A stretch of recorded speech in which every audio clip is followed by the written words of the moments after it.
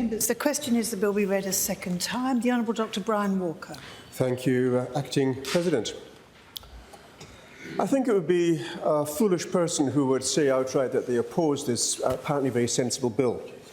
We have all seen the results of violence within the community, and sharp implements, pointed or edged or otherwise, are being used. And my colleague, the Honourable Peter Collier, made reference to this terrible situation recently where murder was committed at home with a knife. And we will have to have some form of response to that, do we not? And I would, as you are probably well aware, I would ask a more philosophical approach to this, because, you see, you could very well say, for example, in my own home, where I walk into the kitchen and want to slice myself a piece of bread, which I should avoid, but there's a sharp implement there which I could easily take, and if my partner were to be particularly annoying, I might get to take offence, grab a sharp weapon and do some damage. It happens, does it not? And so we have this vision here of knives somehow being a major problem. And I'd agree with you on the one hand, but strongly disagree with you on the other. You see, the question which comes to me is, as I am walking down the street, heading into, let's say, one of the supermarkets to get some coffee, which I need to do soon, by the way. And I'm walking into the supermarket, or let's take it, Westfield Carousel, and I am perambulating without a thought in the world looking at the shops. And I begin to wonder why anyone would feel the need to bring any weapon into such a place. We're now getting laws which would allow us to stop people entering these places. It's very much like in the situation in the US, where they've got weapons control at the entry to a school. And the question isn't, have we searched for all the weapons? The question is, why would someone want to bring a weapon to school in the first place? There's a fundamental underlying problem. And you can see it, actually, in our daily lives. I have long since learned not to watch television or to watch the news in particular, because what are we learning from such observances? It's purely fear. Who was hurt? Who was abused? Who has been murdered? Which planes have fallen from the sky? Which catastrophes have happened? And day after day and again after again, we're bombarded with these messages which tell us how fragile life is and how dangerous life is and how we should not step outside the house without looking after ourselves, pretending it's going to rain, so taking out an umbrella with you every day just in case it rains. How about if I get a bulletproof vest just in case someone attacks me with a knife? Is the logic any different? What is it? What is the underlying cause for allowing people to feel they need to arm themselves when they leave their home? And if the question isn't purely philosophical, the question is, if we don't deal with that underlying problem, we have to deal with the effects. We have to then start working out laws of preventing people from taking a weapon with them.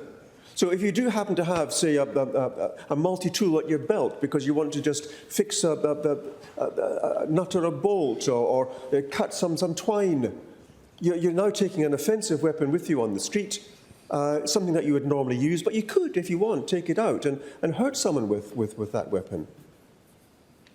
It's not so much the article itself, it's the intent that we have in wielding it.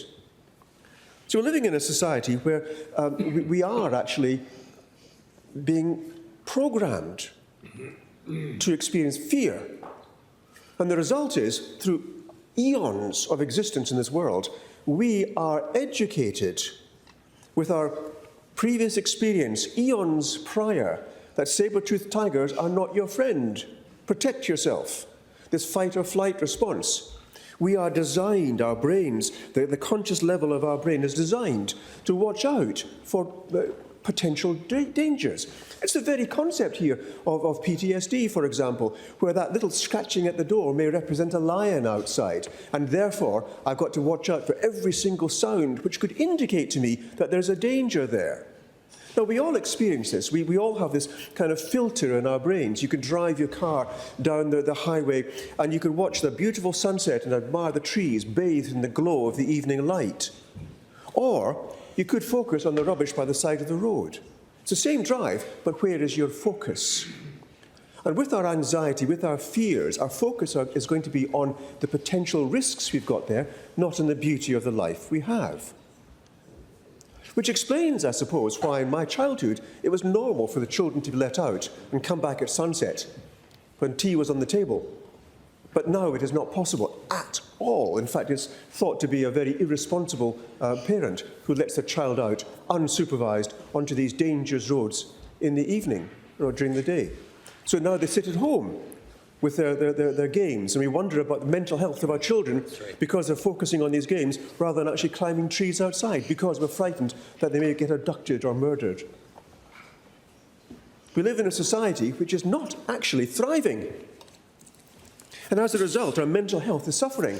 One of the major problems we've got is our mental health. And with that, of course, and this is highly important, comes our social cohesion. If we are not caring for the others because we're busy looking after number one, we're forgetting that as social beings, we need to live within a larger social context where we support each other rather than viewing each other as a potential enemy, a threat, someone we don't know, we can't be sure about. And so we have in our society an increasing sense of violence. And if we don't deal with that, then this law we're hoping to pass, this bill we're dealing with, is going to be one of several.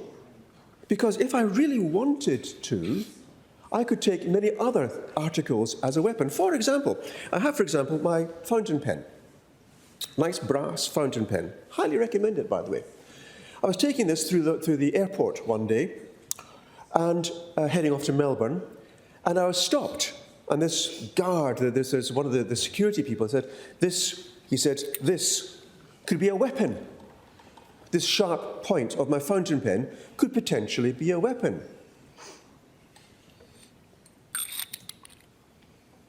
That is our society currently. I'm not sure I want to live in that sort of society, but that's what we have. So we could have a peaceful society where people are welcoming each other and helping each other the way it used to be. Or we could have a violent society as a norm. There are certain parts of Perth I can enter now where violence is the norm, where you do have to look over your shoulder, male or female, because we don't know what's happening, because there are things going on there which are not in our best interests, where we could be assaulted at any moment. And this seems to be spreading, and the fear is therefore also increasing. Therefore, we have to have control of knives. We're not dealing with the fundamental underlying problems. We're simply putting a plaster on the symptoms. And who's protecting us now? The police. Well, I have to ask you, where are our police just now? They're called in, they're very rapidly there, but where are they? They're chasing around after this, fighting this fire, going on to that problem there, the flashing lights and the sirens going off, working themselves into the ground, suffering, if you like, PTSD, as they're trying to manage to keep our society relatively sane in the face of increasing violence. And then asking us, can we maybe get some protection from people taking knives into places where they shouldn't go? And I think our police force would actually very much welcome, an approach to dealing with the underlying causes. Now, I've spoken about this before in regard to Banksia Hill, for example. It's a catastrophe. It's a catastrophe, but the children are brought into Banksia Hill and similar institutions whose lives are utterly wrecked. And for whom, I would put it to you, as someone who's actually worked in such situations, I would put it to you, I see very little option in the way of recovering people from that already very precarious state.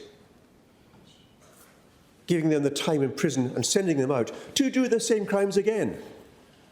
Or facing an ineffectual justice system which doesn't dispense justice, but it does work with the law. I mean, we have actually a system just now which is still 18th century punishment rather than the thought of rehabilitation. The question was asked to me of say, the juveniles in Banksy Hill. OK, we need to start rehabilitating them. When do we start the rehabilitation process of these young people in prison? When do we start that process? And I tell you, the answer is very simple. It's before they're born. We start that before they're born with their parents. And I have to ask you, members, are we? Do we? And then these unfortunate products of a society where they are left to themselves, roaming, uncared for, in a violent society, needing a knife to defend themselves initially, and then, of course, to cause damage to themselves and others. And we are failing to craft the legislation we need to create a society where people are helpful, kind, loving, supportive. We just don't have that. Our education system, there are schools here right now, and not a few of them, where the children come into school with a vocabulary of just a handful of words, most of them swear words, unable to express themselves in anything other than violent words and actions and thoughts and fears. Can we expect these products of our society to then come into a normal, so-called normal life? Or shall we simply express our need for protection by having more laws to stop knives being carried on the streets? A law with which I agree, by the way. But that's because we're having to deal with a problem where the underlying cause has not been dealt with. So we're fixing problems at this level rather than the basic underlying level. And this comes down, I think, to the ability to communicate. How do we learn to communicate with each other? Now, in general, you and I still communicate as if we're behind a barrier, a parapet. I have a point to make. We experience that in our chamber every day, do we not? One side gets up and says this, the other side gets up and says you're wrong. It's like we're standing up behind a parapet, shoot an arrow of truth, and then duck down when the other side shoots an arrow back of their truth. And we do that so long until one or the other wins. That is our style of communication. In our marriages at home, we have the same communication style. For example, you could say to your wife, when you come back in after a hard day in the chamber here, and say, let's go for a walk. Let's take the dog for a walk. And the wife will be saying, she's got a full day herself, her own work. She's coming back. I have left the washing up to do, and she's washing, doing things because I have failed to do that because I'm not communicating with my wife about how I should behave. And she says, no. And I then say, why not? And then she rightly says, what a stupid husband this is. Okay, can't see the work, he's not doing it himself, doesn't share the burden with me, because I'm busy. And we have the start of a fight. But all I really wanted to do, after a hard day's work, sitting here listening, is to take my wife out with the dog for a nice walk in the area to enjoy the beautiful evening air. We fail to communicate. Now, the police would certainly know that part of their duty is to communicate with people who might be difficult, violent. There are ways we've got of communicating which can de-escalate a situation.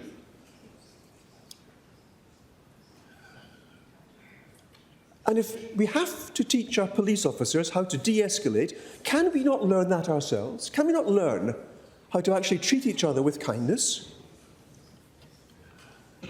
Shall we not teach the teachers how to communicate this to children, so at 4 they begin to learn how to behave, how to think, how to feel, rather than let them try and find their way through this morass of life and end up in a violent situation, in a fearful society? Or do we simply want to pass more laws? Because people could very well say, and I would agree with them, that what we are living in just now is actually an autocratic dictatorship where we're being told what to do in the nanny state, and we're getting more and more laws which would very much mimic a police state. Because we're frightened, because We need to be protected because we're not dealing with the underlying causes that make us frightened. And so the more effort we expend on trying to fix these problems, the more we come away from the fact that dealing with the underlying problem is more efficient, more effective, and cheaper in the long run. It takes time, it takes effort, it takes the will to do that. And I would ask that while we are debating this bill, we also go beyond that and say, are we actually serving the people? Are we serving the people well? Are we doing what needs to be done to bring our society into an ever-advancing civilization? Or are we going to just wrap the defences around ourselves and sink into this morass of protecting ourselves against things which we should have been dealing with fundamentally? Am I being too philosophical? And I love that people would say yes, because that means we need more than ever to deal with this, because that simple, evident truth has not percolated even to this level. And that's not a criticism, it's simply a statement of fact. And that we need to look at the opportunities, and we need to do better. Because we are promulgating hate, or we're permitting hate to be promulgated if we avoid taking action. The underlying cause needs to be addressed. And it starts with ourselves. Perhaps we ought to start with a few truths as well. I mean, truth, it has to be said, does not feature heavily in our society. Now, I spoke to one of the reporters recently, and we're talking about a number of issues. And I asked him, what makes you think that the party I represent is a single-issue party? Because, of course, Legalise cannabis, that's all we're talking about. And I was saying, we look at the cannabis leaf as a symbol for all the ways that we have been lied to over the decades. Where is the scientific proof that cannabis is dangerous? Initially, when it was banned, there wasn't one single shred of evidence to say it was bad. It was certainly bad for the cotton growers, it was certainly bad for the oil producers, it was certainly bad for those who wanted to make profits elsewhere, and hemp was actually a bit of a threat to their empires.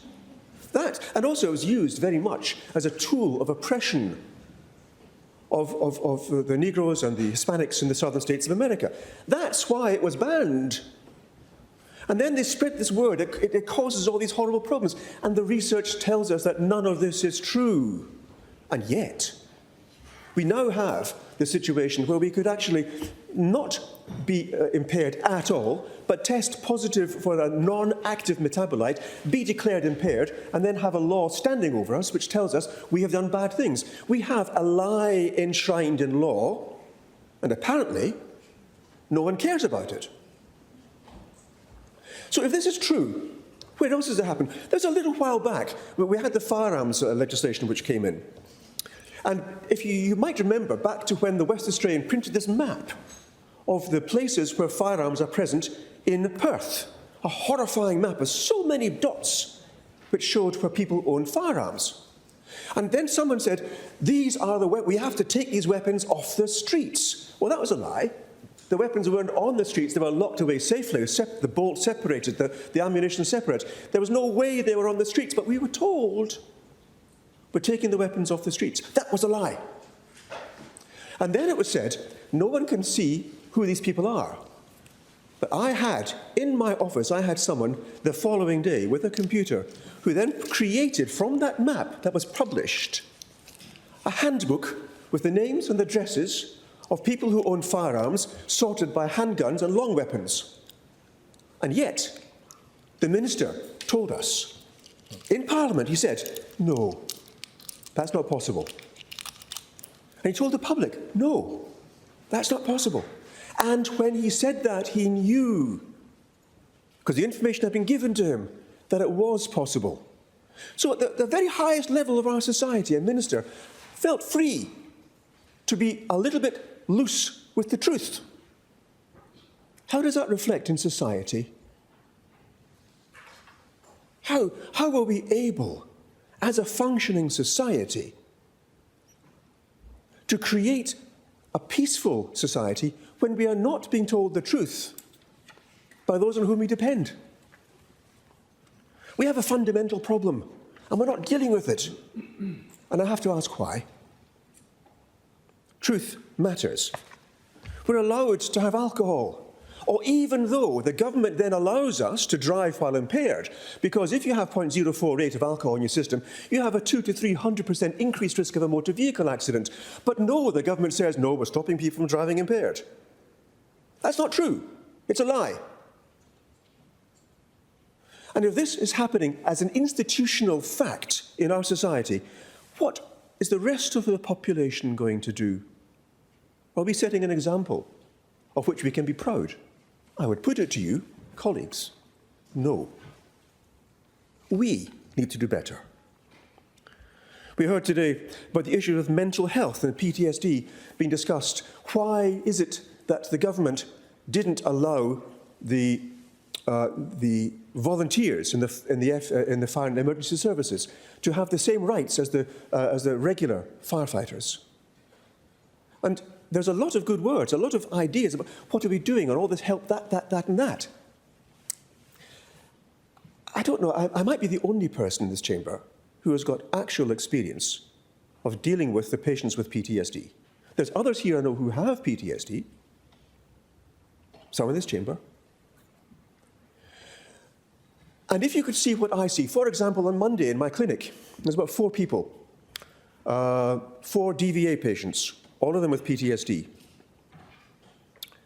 With the full advantages of being DVA funded and supported, the actual approach to treating PTSD from those who have actually put their lives on the line serving our country, they're not getting the help they need. And if that's happening with the armed forces, what is happening with our police who are being exposed to these knife-carrying people and brick-carrying people, that police officer hit in the head with a brick, or other weapons, or just simply being driven at by cars, the loss of the police officer tragically killed, being run over. Was that last year, was it? We have a violent society, an untruthful society, an uncaring, fear-ridden society. And the knives is just one factor in there, one factor.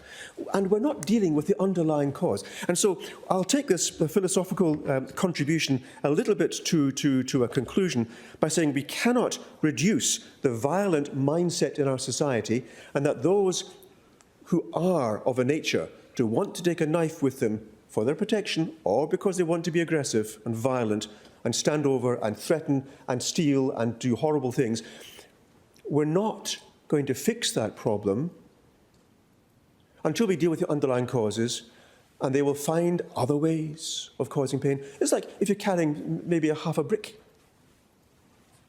It might be you're carrying, for example, a few mementos of rocks in a sock. Yeah. I mean, which you can cause a lot of damage with that. How about taking your cricket bat when you're off yep, you can do that. We can ban all these things, we can do that. But what we cannot ban is the mindset which allows this to be a natural way of living. And we must, for the love of all that we hold of value, for our children and for our grandchildren, we have to address the underlying causes and not leave it to the police, using the laws we create here, to take some of the weapons off the streets while the conditions which cause that are perpetuated and permitted to continue. There's a heartfelt plea from myself to all here that we need to do more.